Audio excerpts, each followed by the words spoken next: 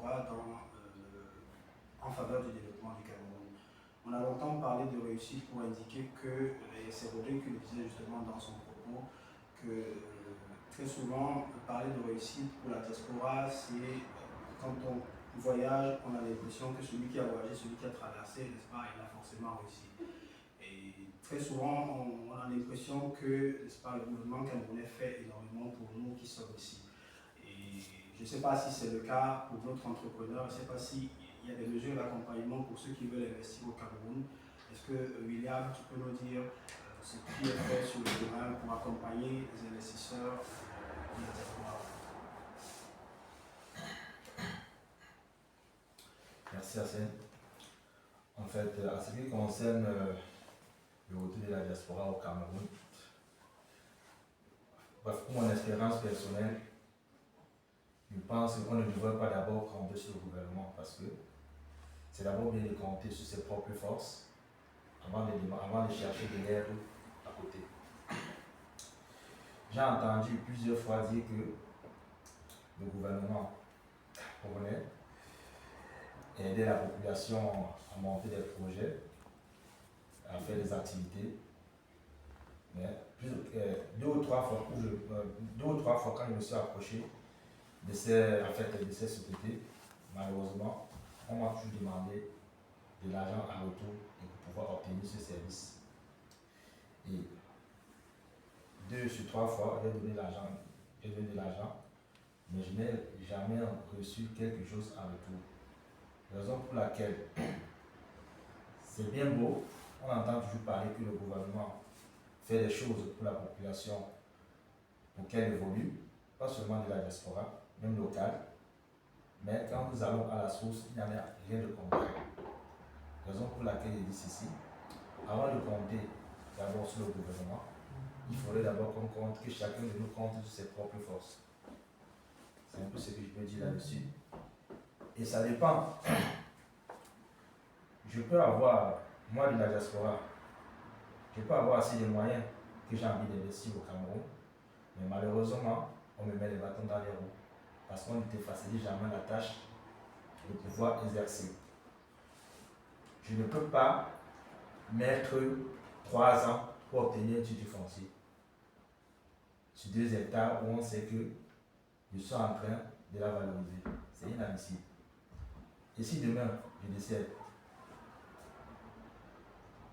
l'investissement, qui va s'en occuper? Pour l'interrogation. Il y a vraiment plusieurs choses que je répète. Pour y comprendre, il faut les affronter. Et malheureusement, aujourd'hui, pour mon expérience personnelle, la diaspora n'est pas favorisée à investir au Cameroun.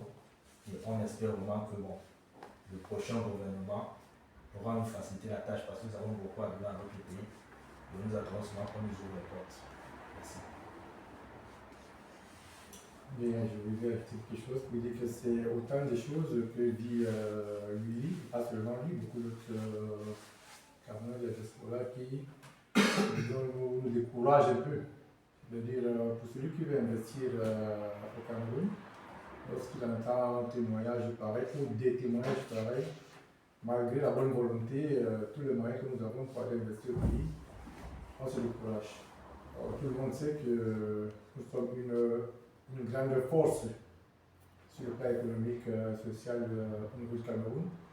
Et lorsque nous investissons, ce n'est pas seulement pour nous, parce que nous créons des emplois aussi, parce que lorsque nous investissons, il y a des Camerounais qui viennent travailler et qui réussissent aussi à nourrir leur famille. Donc, comme disait, on espère vraiment que nos autorités entendent ce message et puis, disons, changer de façon de faire. Parce que si vous êtes dans un bureau, vous avez tout un autre, mais il faut toujours mettre la main dans la poche. Ça n'encourage pas. C'est bien beau de penser qu'ici, à la diaspora, en Europe, ici, nous avons beaucoup d'argent, mais ce n'est pas le cas. Hein. C'est que nous aussi, nous faisons des sacrifices pour pouvoir économiser, pouvoir investir au niveau du pays.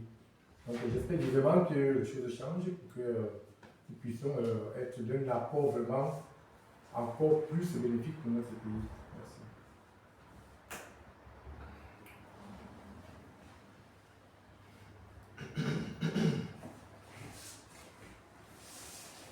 que je veux dire pour le retour de la diaspora au pays, c'est que je pense qu'il faut que nous changeons le gouvernement, que le gouvernement change. Parce que si le gouvernement ne change pas, nous serons toujours du pas. En ce moment, moi je ne fais partie d'aucun parti politique.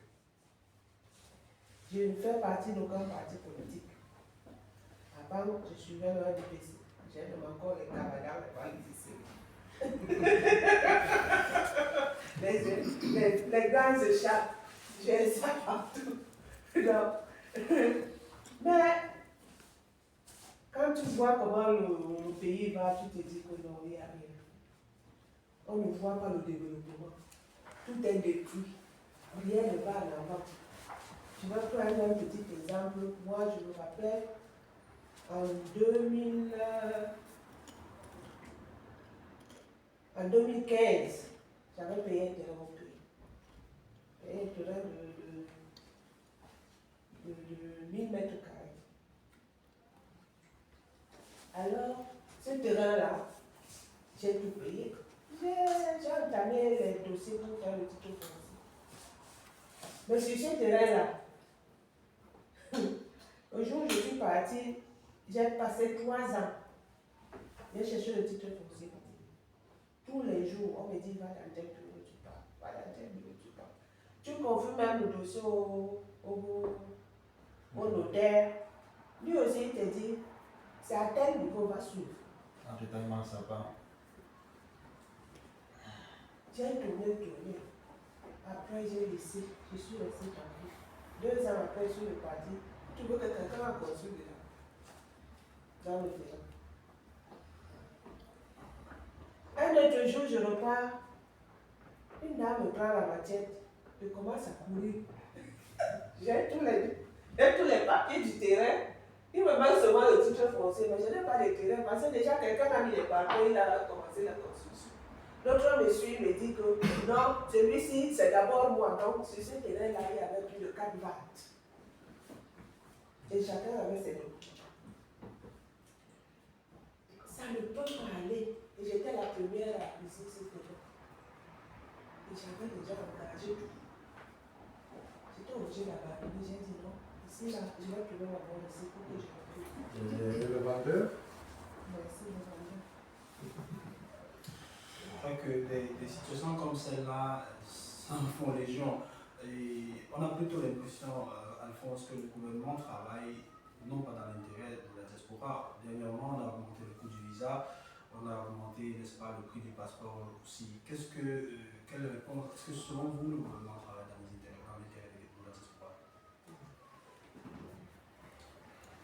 Alors, c'est des questions assez épineuses auxquelles il est difficile de donner une réponse simple.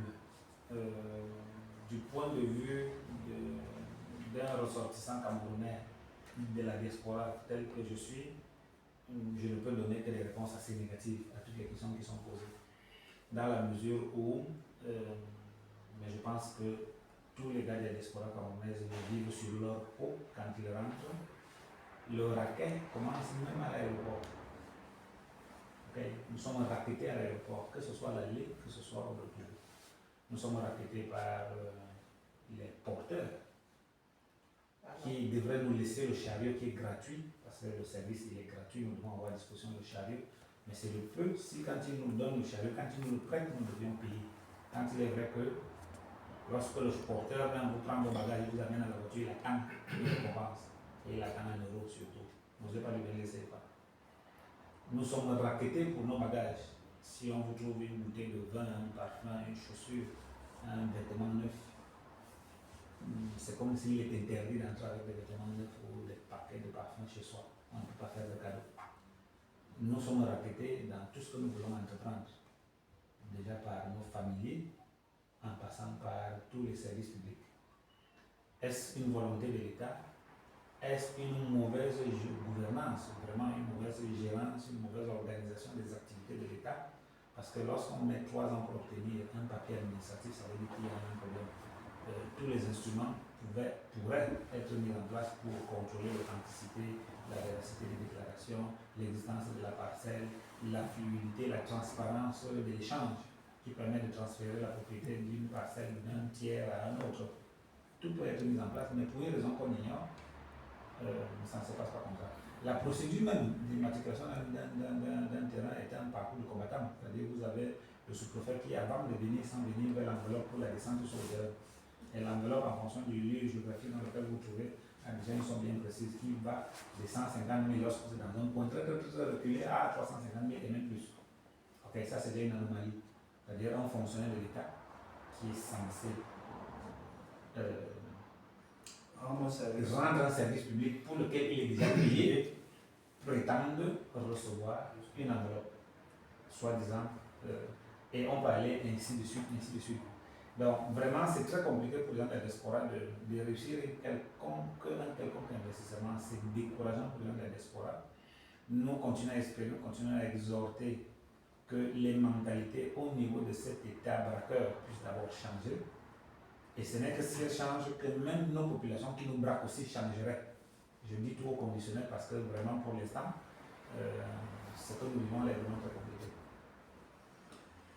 Alors Rodrigue, est-ce qu'il n'existe pas de modèle de retour réussi? Parce que si on écoute les uns et les autres, on a l'impression que rien ne marche. Mais en tant que Camerounais vivant en Italie depuis de nombreuses années, est-ce que vous ne connaissez pas des personnes qui sont engagées à rentrer au Cameroun et qui justement ont réussi leur parcours?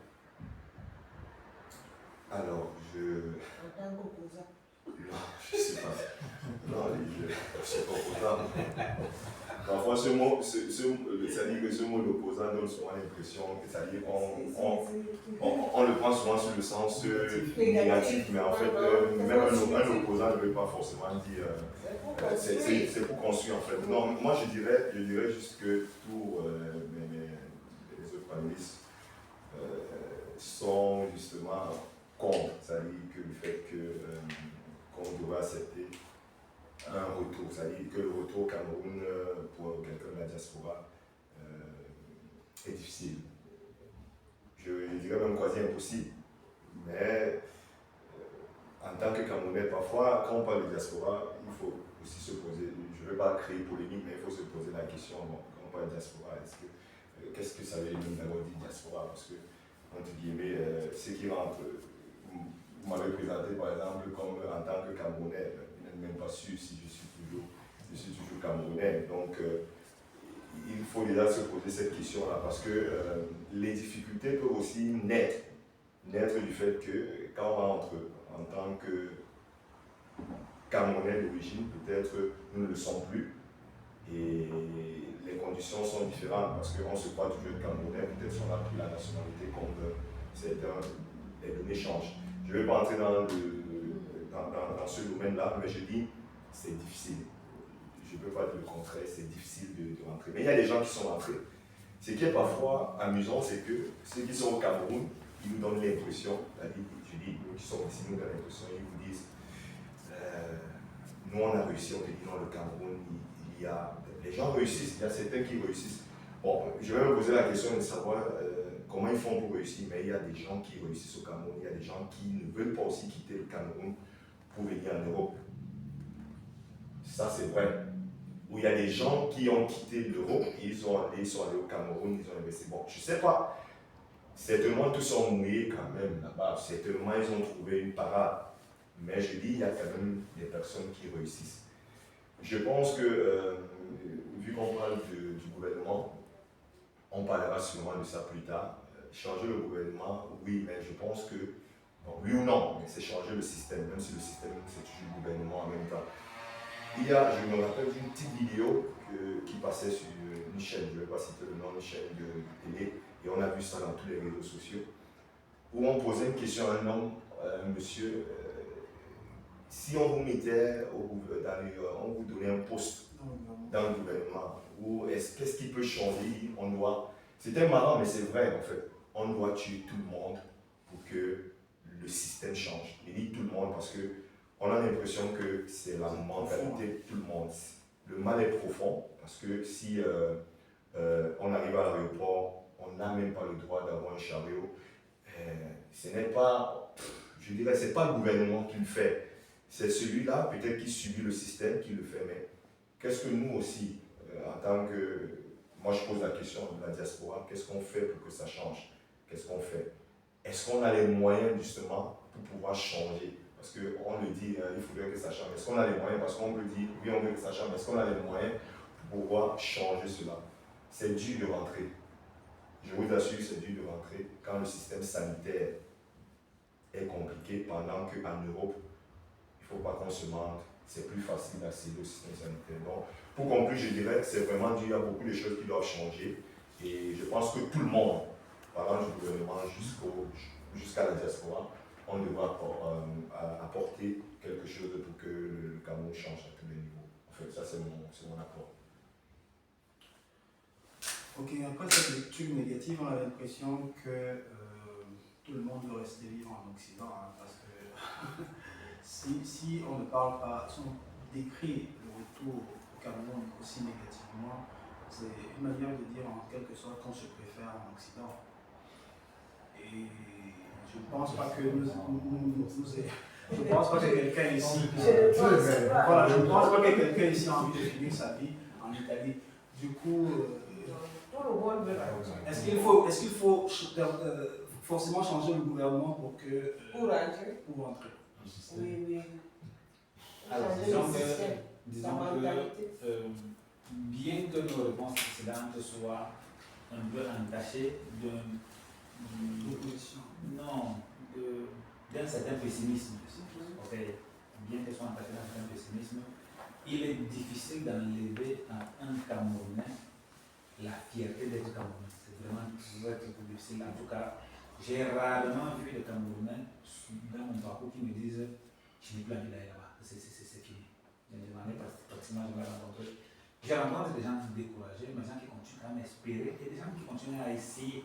Et moi-même, j'en fais partie. C'est-à-dire, malgré les défaites, malgré les déceptions, nous continuons à multiplier des espoirs et même à multiplier des efforts, voire entre-temps. Il est vrai qu'il m'arrive souvent de bloquer que je n'ai pas encore vu un vieux Camerounais dans une maison de repos en Italie. C'est-à-dire que c'est un phénomène qui n'est pas du commun de tel que nous sommes en ce moment-ci. Donc difficilement nos vieillesses peuvent être pensées ici. Le modèle de système auquel nous vivons ne nous permettrait même pas d'imaginer nos enfants qui naissent ici, qui n'ont pas la mentalité que nous avons hérité de nos grands-parents, de nous occuper de nos parents. Donc, si il m'arrive dans mes pires cauchemars à m'imaginer ici, je sais que je serais un vieux grincheux, misérable, seul, abandonné. Donc, du coup, je suis obligé de penser à mon retour. Cependant, ce qui est en train de changer, c'est les stratégies, parce que je me rends compte que je vais vers un terrain qui est vraiment hostile. C'est-à-dire qu'on a l'impression que nous ne sommes pas les bienvenus là-bas, parce que rien n'est mis en marche pour qu'on soit les bienvenus là-bas. Nous ne prétendons pas avoir le tapis rouge qui nous soit déballé lorsque nous arrivons. Mais si le gouvernement qui fait beaucoup de slogans sur le retour de la diaspora positive et tout ce que j'ai entendu comme slogan, mettait vraiment en place des mécanismes, des petites facilités, probablement il y aurait plus d'investissement déjà d'abord, et les gens rentreraient moins stressés, les gens rentreraient plus contents. Le problème même de l'assistance sanitaire, c'est un problème qui peut être surmonté parce que nous avons même dans la diaspora beaucoup de grandes compétences. La santé peut se résoudre en moins de temps même, en réalité. Mais il faut que le gouvernement favorise donc justement ce genre d'initiative-là. Que le gouvernement dise, bon, vous qui êtes allé dehors, qui êtes allé voir des réalités différentes de la nôtre, venez contribuer à améliorer ce qui existe déjà. Parce que nous ne disons pas que tout ce qui existe déjà est mauvais. Nous disons que tout ce qui existe ne fonctionne pas. Nous ne disons pas que c'est mauvais, nous disons que ça ne fonctionne pas. Donc probablement il faudrait intégrer d'autres visions, d'autres réalités, d'autres interprétations, d'autres compétences pour que ça soit un tout complet. C'est un peu ça la chose que je voulais ajouter. Ok, est-ce que finalement parler de retour, c'est pas aussi résoudre le problème de la double nationalité? Alphonse a parlé justement de tout ce qui regarde l'aspect institutionnel autour du retour, n'est-ce pas, de la diaspora. Mais est-ce que, de fond en comble, le gouvernement s'intéresse vraiment à cette question de double nationalité? Je pense qu'on en parle depuis des années. Les émissaires du gouvernement sont venus à plusieurs reprises dans la diaspora. Je pense que que vraiment ce problème va trouver solution?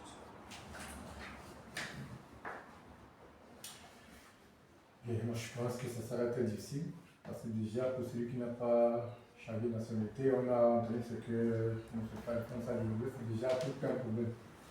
Imaginez encore que celui qui a une nationalité, c'est le calvaire. Donc, moi, je pense que c'est très difficile. Même comme nous savons que tous ces grands qui sont en haut là, ils ont des doubles nationalités. Donc, on n'a pas vu, mais on sait qu'ils ont. On sait qu'ils ont. Ils ne nous ont pas présenté, mais on sait qu'ils ont.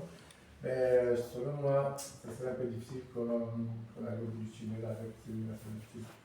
Déjà, à partir du moment où on ne nous considère même pas déjà, nous autres qui n'avons pas changé de nationalité, à plus forte raison, aller considérer qu'il a changé de nationalité. Donc, ça serait un peu difficile. Mais ceux qui ont changé même ont bien fait, parce que c'est ça de protéger même quand ils partent. Moi, je pense que même ceux qui ont changé ont bien fait, parce qu'ils ont une double nationalité. Quand ils sont au pays, ils ont un problème, ils sont protégés par leur ambassade. Ils se sentent au moins protégés. En ce qui concerne la double nationalité, moi par contre, je suis plus optimiste, c'est-à-dire que je pense qu'à un moment donné, l'État camerounais devra l'affronter de façon plus sérieuse, parce que l'instant on l'affronte de façon superficielle. Au Cameroun, en ce moment, on est en train de créer les 2 poids 2 mesures. Okay? Nos sportifs, tous nos sportifs, C'est ce que je disais tout à sont l'heure. tous contre la double nationalité. Alors donc, en faisant une telle chose, ils sont en train de créer, je vais dire, des citoyens de deuxième division, des citoyens de première division. Il semblerait que ceux qui sont des sportifs qui servent les intérêts de l'État, le plus souvent même mal récompensés, peuvent jouir du privilège de la double nationalité. Et ceux qui sont des citoyens normaux comme nous, par contre, bon, on nous laisse dans cette situation. On saurait trop bien comment la définir la tête de personnes. On ne sait pas qui vous êtes, on ne sait pas ce que vous voulez faire, on ne sait pas si vous êtes chez nous, on ne sait pas si vous voulez revenir chez nous, parce que ce n'est même plus chez vous, mais c'est chez eux. Donc, tôt ou tard, je me dis que ce gouvernement va devoir statuer dessus, va devoir mettre les points sur les i en octroyant ce droit, parce que c'est un droit. Parce que nul ne peut m'enlever le fait que je sois né dans la terre camerounaise, de parents et d'arrière-grands-parents, tous mes ancêtres y sont. Donc, quel que soit le parcours que je peux faire à l'extérieur, rien ne m'éloigne de l'esprit et de la terre de mes ancêtres. Encore moins une loi écrite sur un bout de papier qui d'ailleurs n'est même pas écrite même entre autres. Ça, c'est ce que je crois.